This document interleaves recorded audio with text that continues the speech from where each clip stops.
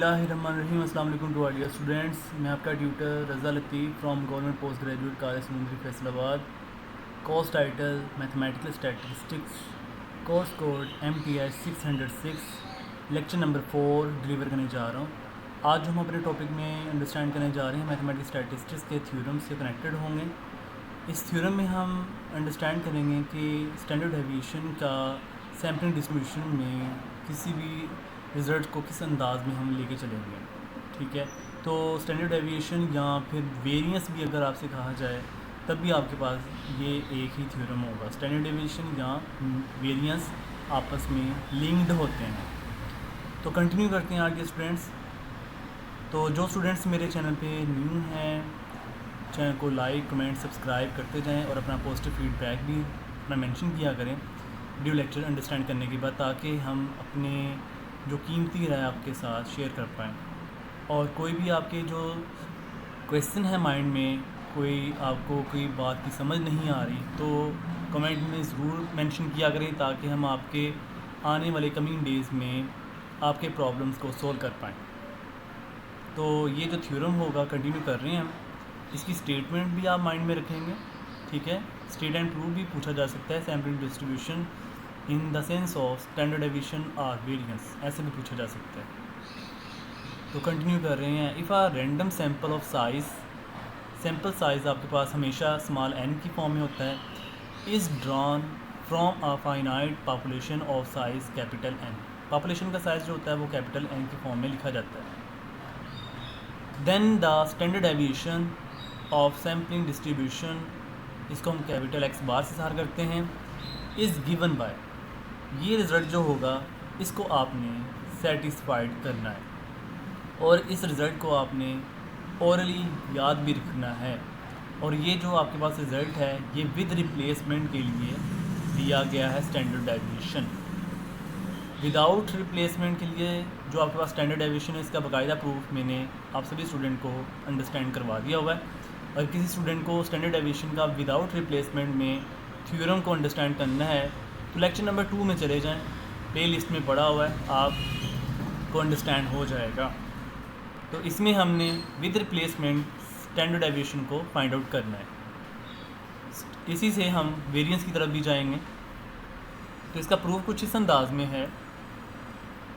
Let capital X1, X2, X3 and so on Xn be a random sample of size n। तो ये जो मैं आपको theorem करवाऊँगा, I think ये मैंने थोड़ा सा मिस्टेक से आपको बोल दिया है। ये आपके पास स्टैंडर्ड डेविएशन विदाउट रिप्लेसमेंट के लिए है। विद रिप्लेसमेंट का थ्योरम जो है लेक्चर नंबर 2 में एग्जिस्ट है, आप वहाँ से फॉलो कर लीजिएगा। ठीक है, तो साइज़ जो होगा रैंडम सैम्पल का वो आपके पास स्मॉल n है, is taken from a finite population of size capital N, यानी कि पॉपुलेशन का साइज़ आपके पास कैपिटल N है। तो इस दौरान आपके पास जो स्टैंडर्ड डेविएशन है वो कुछ इस अंदाज में होगा, विद स्टैंडर्ड डेविएशन सिग्मा। ठीक है, ये स्मॉल डेल्टा भी कह सकते हो या सिग्मा की फॉर्म में भी पढ़ सकते हो आप। इसको मैं स्मॉल डेल्टा वैसे ही रीड आउट करूँगा जब भी थ्योरम में ये वर्ड यूज़ होगा। एंड आफ्टर डैट आप लोगों ने कैलकुलेट करना होता है कि मीन जो है या आपके पास वेरिएंस है उसको हम कैसे लेकर आएँ। तो जो प्रीवियस हमने जितने रिजल्ट्स देखे तो उसमें हमने मीन की बात की थी, जिस पे हम एक्सपेक्टेड वैल्यू का काम करते हैं। बट हमें स्टैंडर्ड डेविएशन पे काम करना है, तो स्टैंडर्ड डेविएशन पे हमें वेरिएंस और स्टैंडर्ड डेविएशन का आपस में लिंक ये माइंड में रखना होगा। इसके लिए हमारे पास फॉर्मूला कुछ इस अंदाज में है। As we know that variance x bar is equal sigma x bar का स्केयर है, यानी कि स्मॉल डेल्टा x बार का square is equal expected value जो है ये x bar minus e of x bar का होल स्केयर। यहाँ पर कैपिटल E से मुराद ये है, यानी कैपिटल E के मीनिंग कुछ ये हैं कि आपके पास ये एक एक्सपेक्टेड वैल्यू के लिए होगा, और x बार आपके पास आपको पता है कि मीन को रिप्रेजेंट कर रहा होता है। x बार को हम मीन के गार्डिंग भी देख रहे होते हैं। ठीक है, और जो e ऑफ x बार होगा इसको हम म्यू रीड आउट कर रहे होते हैं, क्योंकि आपको पता है कि x बार पे जब भी आपने एक्सपेक्टेड वैल्यू अप्लाई करनी है तो पॉपुलेशन मीन आएगा, जिसको हम पॉपुलेशन मीन में म्यू पढ़ रहे होते हैं। ठीक है। इसका बाकायदा प्रूफ मैंने आपको स्टार्टिंग लेक्चर्स में ही, लेक्चर नंबर 2 में ही बता दिया था। ठीक है, तो इसका होल स्क्वायर है। अब ये जो रिज़ल्ट है, इस रिज़ल्ट को आपने अपने माइंड में ओरली याद रखना है। इसको ओरली जब याद रखेंगे फिर ऑनवर्ड हमने अपने स्टेप्स परफॉर्म करने हैं। अब यहाँ पर एक्स बार का जो फॉर्मूला है ये मैंने साइड पे सेपरेट करके लिख दिया है कि एक्स बार जो है ये होता है summation I equal to 1 to n, यानी कि स्मॉल n जो सैम्पल का साइज़ है, और साथ में एक्स आई, यानी कि यहाँ पर आई की वैल्यू वेरिएट कर रही होती है। अगर हम यहाँ पर आई की वैल्यू को ओपन करें तो x1, x2, x3, x4 यानी रैंडम सैम्पल यहाँ पर ओपन होते जाएंगे, तो एक्स आई ओवर n आ जाएगा। n से मुराद यहाँ पर सैम्पल का साइज़ है। तो ये हमने एक्स बार का ये रिज़ल्ट अप्लाई कर दिया, और माइनस ई ऑफ एक्स बार ये बाकायदा प्रूफ है।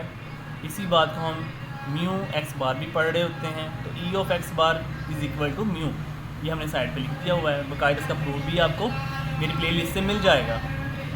एंड नेक्स्ट ऑनवर्ड हमने अब कैलकुलेशन को परफॉर्म करना है। अब इस रिज़ल्ट पे आपने एलसीएम परफॉर्म करना है। एलसीएम हमारे पास बन जाएगा स्मॉल एन, ये हमने एलसीएम लिया तो आपके पास ये रिज़ल्ट आ जाएगा। ठीक है, और इसका है whole square. And after that आपने एक्सपेक्टेड वैल्यू को इस ब्रैकेट में अप्लाई करना है। तो यहाँ पर एक्सपेक्टेड वैल्यू का काम ये है कि जब भी कांस्टेंट नंबर है उस पर कोई भी अफेक्ट नहीं कर रहा होता। बट ये जो स्क्वायर है, स्क्वायर तो आपका अपर का भी स्क्वायर है और लोअर का भी स्क्वायर है। तो आपने क्या किया, तो ये करना है कि एक्सपेक्टेड वैल्यू, अपर वैल्यू का जो स्क्वायर है वो आपके पास कुछ इस अंदाज में हो जाएगा, और जो लोअर n है, n का स्क्वायर आपके पास एक्सपेक्टेड वैल्यू से बाहर आ जाएगा। यानी कि 1/n स्क्वायर जो है एक्सपेक्टेड वैल्यू के लिहाज से अप्लाई, मतलब कोई भी इफेक्ट नहीं आएगा। यहाँ पे मैंने मेंशन भी किया हुआ है since n is constant. And after that आपने क्या करना है, यहाँ पर स्क्वायर को ओपन हम करेंगे ऑनवर्ड। लेकिन इससे भी पहले हमने एक काम ये करना है कि ये रिज़ल्ट आपके पास एज इट इज़ है माइनस n, यहाँ पर जो म्यू है ये आपके पास population mean as it is है, और अकेले n को हम लिख सकते हैं summation i is equal to 1 to n, यानी ये जो स्मॉल n है this is equal to this result. उसके बाद हम देखें तो यहाँ पर ये जो summation i is equal to 1 to n और ये जो रिज़ल्ट है summation i is equal to 1 to n, ये कॉमन आ रहा है। यहाँ पर हमने ये कॉमन ले लिया।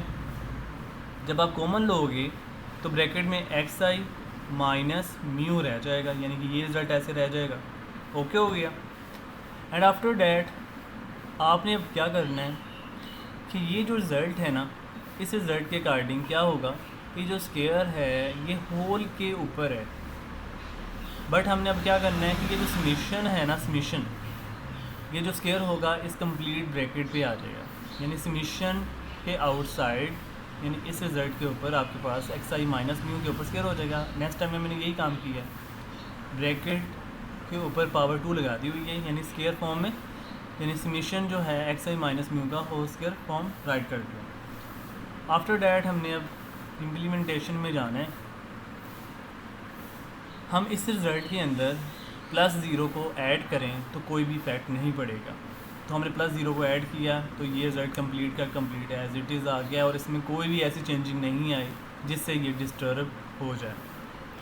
तो अब +0 का यहाँ पर क्या रोल होगा ये हम देख लेते हैं। यहाँ पर +0 से मुराद ये है कि जो हमारे पास समीशन की प्रोडक्ट रिलेशंस होते हैं जो फैक्टर की फॉर्म में आते हैं, उनको समीशन में अगर हम i और j को दो कंपोनेंट ऐसे ले लिए जाएँ जो आपस में डिस्टिंक्ट हों और i और j आपस में मुख्तलिफ हों, तो वो आपके पास ऑलवेज रिज़ल्ट 0 क्रिएट कर रहा होता है।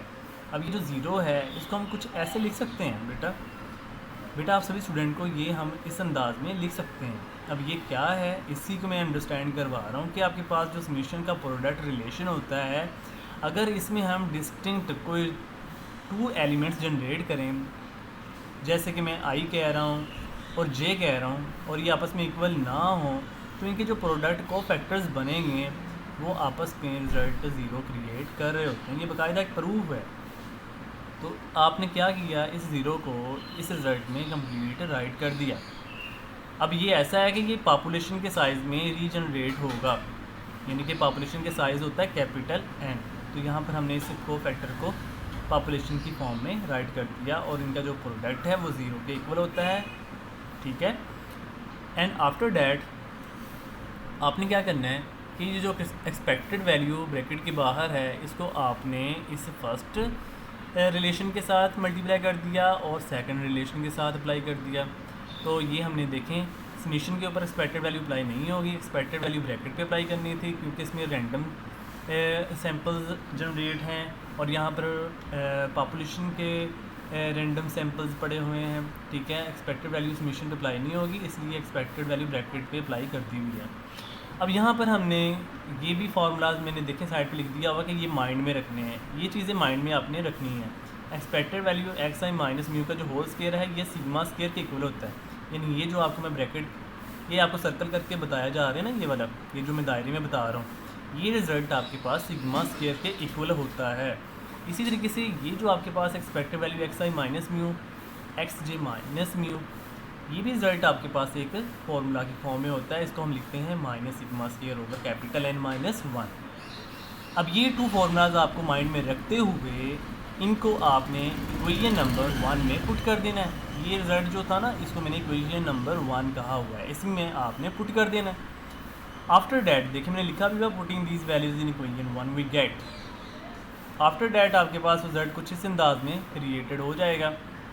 ये मैंने लिखा है सिग्मा एक्स बार का square is equal 1 over n square summation I equal 1 to n, और जो फॉर्मूला हमने ऊपर मेंशन किए हुए हैं जो माइंड में रखने हैं, यहाँ पर सिग्मा स्क्वायर आ गया plus summation I is not equal to J और कैपिटल N है, यानी कि यहाँ तक वेरी कर रहा है, तो ये है minus sigma square over capital N minus 1, यानी ये इस रिजल्ट के इक्वल। ये 2 फार्मूलाज हमने राइट कर दिए हैं। अब ऐसा है कि आपके पास जो summation I equal to 1 to n है इसको हम स्मॉल n लिखते हैं, और जो summation I is not equal to J से कैपिटल N जो पॉपुलेशन का साइज़ है इसको हम लिखते हैं n इंटू n माइनस 1। अब इसकी मैं लॉजिक आपको बता देता हूँ कि ये n इंटू n माइनस 1 किस अंदाज में लिखा जाता है। हमारे पास फैक्टर्स थे 2 x I minus mu and x J minus mu, तो फैक्टर की तादाद कितनी है जस्ट 2, तो इसलिए हमने ब्रैकेट में जो सैम्पल के साइज़ लेने हैं वो भी ओनली ऑन 2 ही लेने हैं, यानी n फर्स्ट फैक्टर है n माइनस 1 सेकेंड फैक्टर है। तो फर्स्ट फैक्टर जो है n ये बड़ा है और n माइनस 1 इस n से स्मॉल है, ठीक है। जैसे आपको अगर मैं इसकी एग्जांपल दूँ, जैसे हम लिखते हैं 10 फैक्टोरियल, तो 10 फैक्टोरियल से अगर हम नीचे की तरफ आएँ तो हमारे पास फैक्टोरियल ओपन हो जाता है, यानी 10 फैक्टोरियल को हम लिखते हैं 10 से नीचे, यानी कि 10 9 8 7 6 5 4 3 2 1 ऐसे ही करते हैं ना। तो हमें 2 फैक्टर चाहिए, तो हमने क्या किया n इंटू n माइनस 1। अगर हमें 3 फैक्टर चाहिए होते तो फिर हमने लिखना था n into n minus 1 and n minus 2। ऐसे ही आप बहुत से फैक्टर्स वगैरह राइट कर सकते हो, जितनी की डिमांड की जाएगी उतने फैक्टर आपने लिख देने हैं।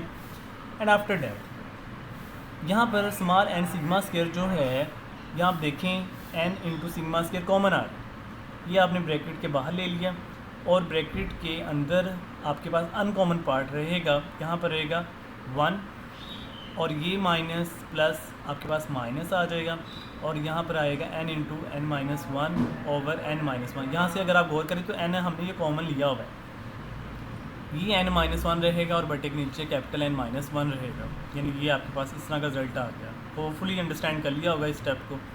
अब यहाँ से अगर आप देखें, यहाँ से स्मॉल n, यहाँ से एक स्मॉल n कैंसिल हो जाएगा, तो ये रह जाएगा sigma square over small n, यानी एक n आपका यहाँ से कट गया।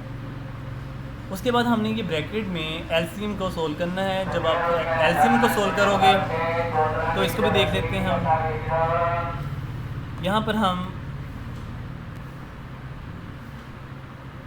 यहाँ पर हमने एलसीएम को सोल्व करना है।